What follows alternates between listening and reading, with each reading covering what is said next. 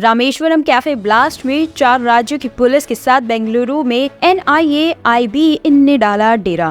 एजेंसियों का मानना है कि ये कोई नया मॉड्यूल हो सकता है और ये एक ट्रायल ब्लास्ट हो सकता है। सूत्रों के मुताबिक अभी तक संदिग्ध मास्क मैन की पहचान नहीं हो पाई है, जिसने कैफे में ब्लास्ट किया था। संदिग्ध बस से रामेश्वरम कैफे आया था और ब्लास्ट के बाद बस पकड़कर गया। ब्लास्ट से कुछ दिन पहले के CCTV फुटेज खंगाले जा रहे हैं।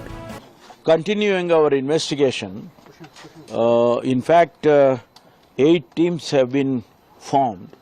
And all the 8 teams are going in different directions and also different aspects they are looking at. And we have,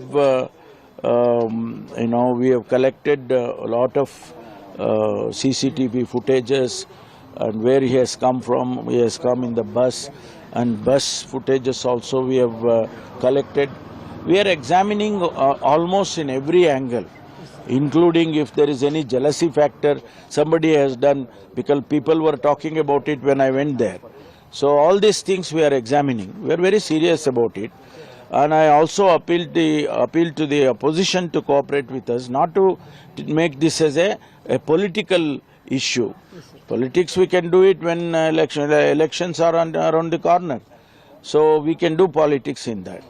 But I appeal to them once again that please cooperate, don't necessarily make political statements, because it is not in a good taste. Yes, sir. Sir, any link between the Mangalore cooker blast and this blast? We don't know. Similarity is like they have used the similar material, they have used the similar system technically.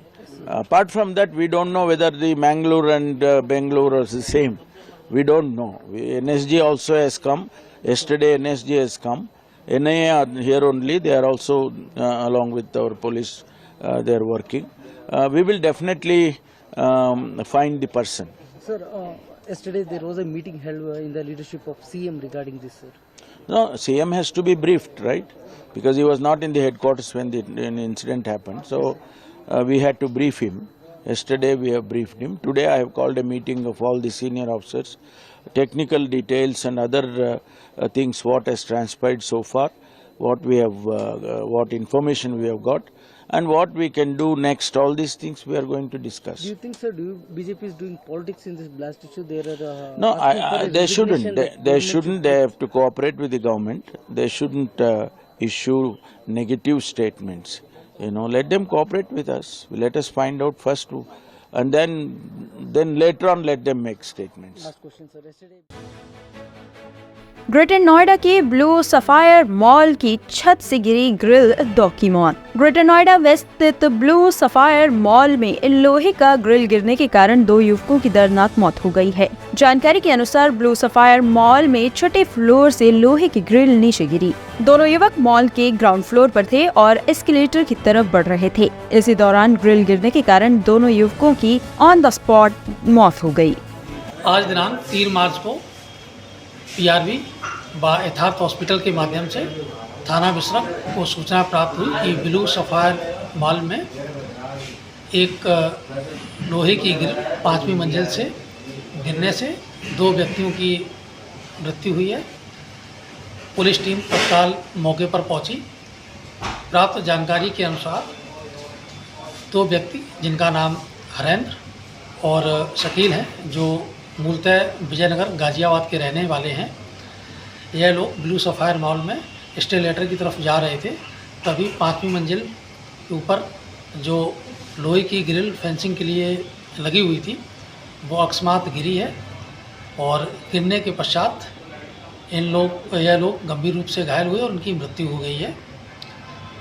इस संदर्भ में इनके परिजनों से संपर्क कर तहरीर लेकर के इसमें अग्रिम विधिक कार्रवाई की जाएगी। अन्य विधिक कार्रवाई प्रचलित है।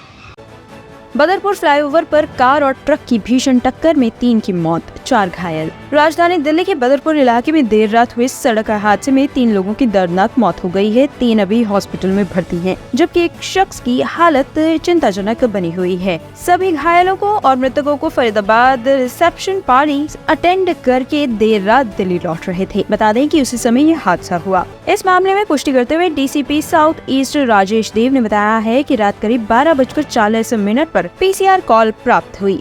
एक्सीडेंट की सूचना दी गई। बताया गया है कि कार और ट्रक की टक्कर हुई है। बदरपुर फ्लाईओवर पर होंडा शोरूम के पास पुलिस टीम पहुंची तो पूछताछ में पता चला कि यूपी नंबर की ऑल्टो कार फरीदाबाद की तरफ से दिल्ली आ रही थी। उसमें सवार लोग शादी के बाद रिसेप्शन पार्टी अटेंड करने के बाद लौट रहे थे।